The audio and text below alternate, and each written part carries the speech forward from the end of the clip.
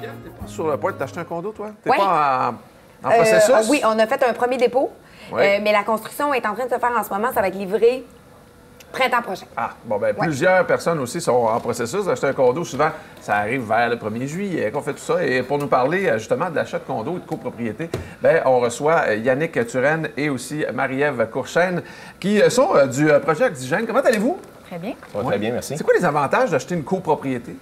Bien, en fait, le principal avantage, c'est de devenir propriétaire à prix abordable.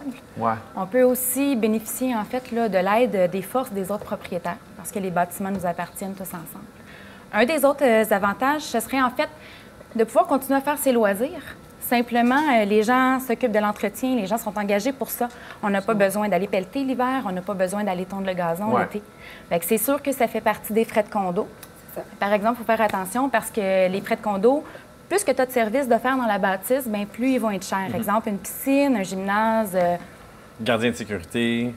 Tout ça. Tout ça va faire partie des frais de condo. Fait que si on n'a pas besoin de ça, bien, il faut bien magasiner son projet en fonction de ça. Comment on fait pour calculer combien de frais de condo on devrait avoir par rapport au prix du condo? T'sais, y a-t-il un pourcentage? Je veux dire, regarde, quand tu dépasses tant de % par rapport à ton prix de condo, ça commence à coûter cher? Non, il n'est pas calculé en pourcentage. Non. C'est vraiment selon les...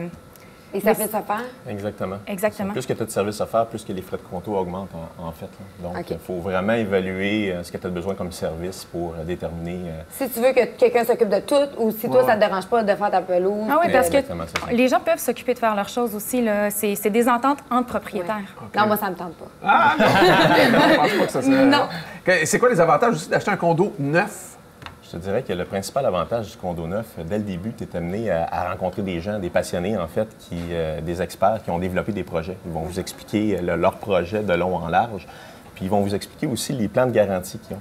L'avantage, c'est quand tu achètes un condo neuf, tu as une garantie qui vient avec Comme une avec voiture, l'achat. dans le fond. Comme une voiture, exactement. Ouais. Puis l'autre chose ce qui est important aussi, c'est dans le condo neuf, c'est pas toi qui vas s'adapter à l'environnement que tu vas acheter.